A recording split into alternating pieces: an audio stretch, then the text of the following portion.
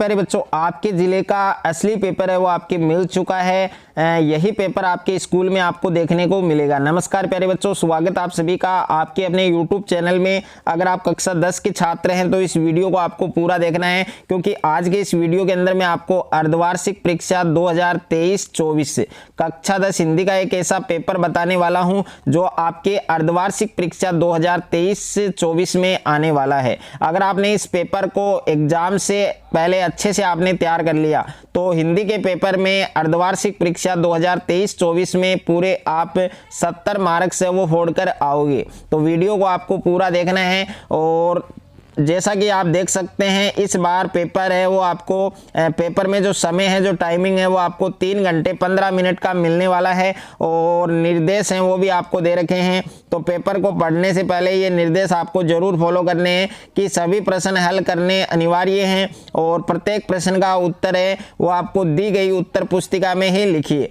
और सभी प्रश्नों के अंक है वो उनके सामने अंकित हैं। तो प्यारे बच्चों, जैसा कि आप देख सकते हैं, सबसे पहले पेपर में आपको सेक्शन ए दिया गया है, खंड ए दिया गया है और हिंदी का पूरा पेपर है ये आपको आपके जिले में, आपके स्कूल में यही पेपर आपको देखने को मिलेगा। तो पूरा पेपर है वो आपको अच्छे से देखना है, पूरा वीडियो आपको देखना है, वीडियो को लास्ट तक देखना है, वीडियो को कहीं पर भी आपको स्किप नहीं करना है।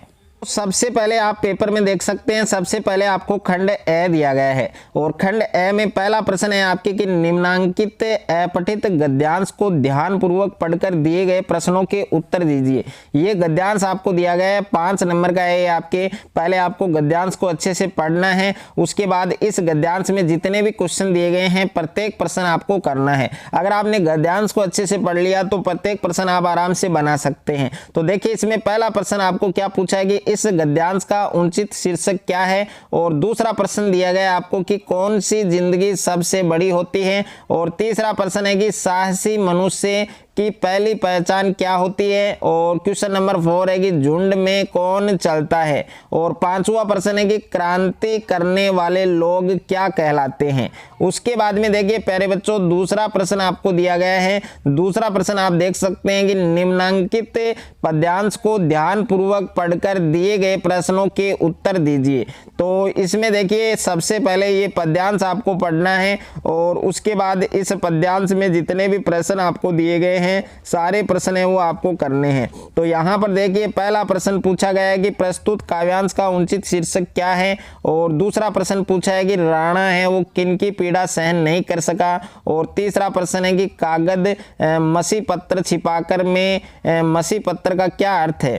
और चौथा प्रश्न है कि तू ही तू भारत में भारत किसे कहा गया है। और 5वां प्रश्न है कि आसन पर कौन बैठ गया। उसके बाद में देखिए खंड 2 दिया गया है, यानी सेक्शन बी दिया गया है। और इसमें देखिए तीसरा प्रश्न आप देख सकते हैं कि दिए गए बिंदुओं के आधार पर निम्नांकित में से किसी एक विषय पर निबंध लिखिए। और 6 नंबर का ये निबंध आपको देखने को मिलेगा। इसमें पहला निबंध दिया गया कि बेटी बचाओ बेटी पढ़ाओ। अगर आपको ये निबंध लिखना है तो इसमें 4 पॉइंट दिए गए हैं: प्रस्तावना, लिंगानुपात में बढ़ता अंतर और समाज की बदलती मानसिकता, उद्देश्य और उपसहार।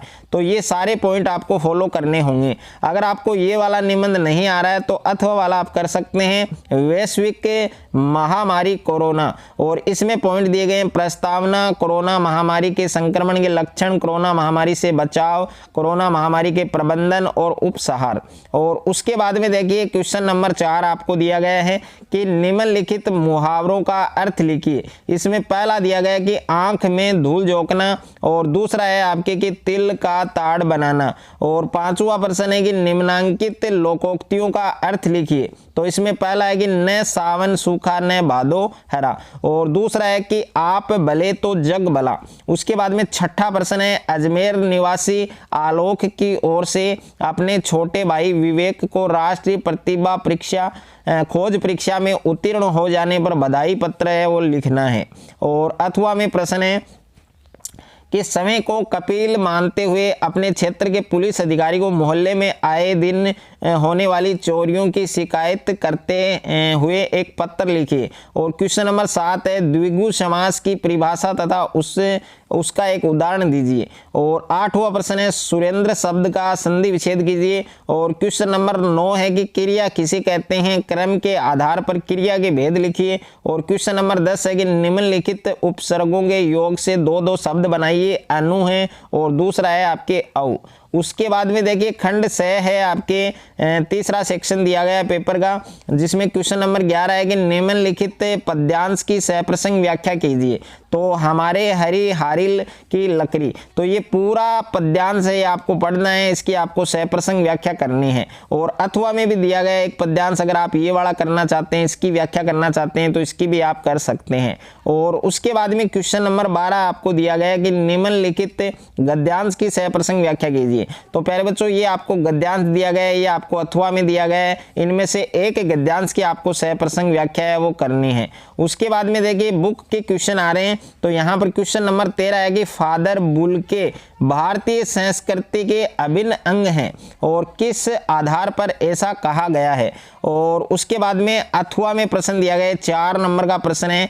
और अथवा में प्रश्न है कि स्मृति को पाठ्य बनाने में कवि का क्या आशय है। क्वेश्चन नंबर 14 है कि मन्नू भंडारी के पिताजी के स्वभाव की क्या विशेषताएं थीं।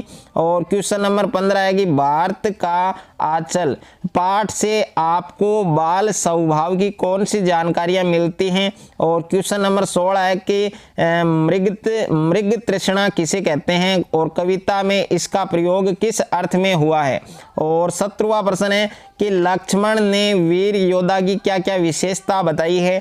और 18वां प्रश्न है वास्तविक अर्थों में संस्कृत व्यक्ति किसे कहा जा सकता है। और प्रश्न संख्या 19 है कि पताकाएं बौद्ध संस्कृति की पहचान है, कैसे है। और क्वेश्चन नंबर 20 है कि टुन्नू के मारे जाने के समाचार को सुनकर दुलारी पर क्या प्रतिक्रिया हुई। और क्वेश्चन नंबर 21 है आपके कि लेखक को किस दृश्य ने हिरोशिमा पर कविता लिखने के लिए प्रेरित किया था।